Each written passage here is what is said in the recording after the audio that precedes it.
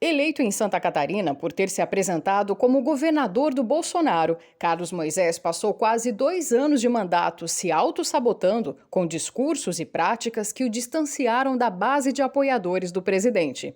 Isolando-se na Casa da Agronômica, desprezando os eleitores, adotando uma série de medidas desastrosas e impondo uma perseguição interna aos membros do partido que se mantiveram leais às pautas conservadoras, Moisés minou a própria governabilidade e naufragou envolvido no escândalo dos respiradores fantasmas, que revelou as entranhas de uma organização criminosa formada por integrantes do alto escalão do seu governo. Completamente alheio à realidade, na última semana ele concedeu entrevista a uma rádio gaúcha e fez insinuações sem sentido algum sobre os deputados bolsonaristas, causando ainda mais indignação entre os catarinenses. A segunda questão do impeachment, onde não há o apoio da base bolsonarista, né, extremista, digamos assim, porque eu acredito que não são bolsonaristas, são falsos bolsonaristas. Esses deputados, eles na verdade nos pediram algumas coisas, não foram atendidos. O nosso governo aqui é um governo muito íntegro, nós não negociamos os cargos,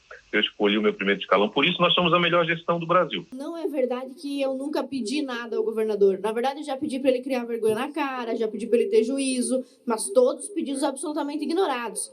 E quando eu recebi esse áudio do governador dizendo são deputados que me pediram coisas e não receberam, pois devia ter vergonha na cara. Porque se um deputado está pedindo alguma coisa para o seu município, para o seu eleitor, para algum setor da sociedade, deveria ser atendido e isso deveria ser recebido como um diálogo republicano. É só na cabeça de alguém que está acostumado a diálogos não republicanos que alguma conversa ou algum pedido para um município ou um setor pode ser configurado em termos de corrupção. Meu pronunciamento aqui é para dizer, para mostrar para todo mundo a diferença de quando o sujeito é homem e quando o sujeito não é. Eu falo o nome, governador Carlos Moisés, vulgo comandante Moisés. Eu quero que ele fale o nome dos deputados que pediram coisas para ele. Tem que falar. E o que foi pedido? Isso é uma covardia o que ele está fazendo. Porque a gente vem aqui no plenário e se eu tiver que olhar na cara dele, eu falo tudo o que eu falo aqui. No dia da votação, ele não apareceu aqui. Esse canalha, esse vagabundo, ficou lá na Casa da Agronômica tomando champanhe, tem vídeo dele ali, cuspindo na cara do catarinense. Covarde, vagabundo, governo medíocre, que não tem apoio de ninguém, que vem um monte de comissionado aqui, ó, com vidro fechado, fazer manifestação aqui. Não teve uma alma para vir me pedir um apoio para esse desgraçado. Vagabundo, covarde. É isso que ele é. Inclusive, isso me lembrou que eu procurei o governador pouquíssimas vezes na minha vida, mas em uma dessas ocasiões eu gostaria que o meu eleitor, que faz parte do público conservador aqui também das nossas redes sociais, da Assembleia Legislativa, prestasse muita atenção nisso que eu nunca comentei antes, agora eu vou comentar pela primeira vez, porque essa atitude do governador leviana nesse programa de rádio merece uma resposta à altura. Uma única vez eu estive tomando um café e eu levei para ele um pedido nosso de um projeto de lei que nem meu é um projeto de lei do deputado Bruno. E eu pedi apoio a ele para as famílias educadoras, para as famílias que educam seus filhos em casa e que querem criar uma modalidade de educação diferente dessa que nós temos na escola pública. Foi esse o pedido que eu levei para ele. E já que ele está falando em pedido, eu vou contar para a população catarinense o que aconteceu nesse dia.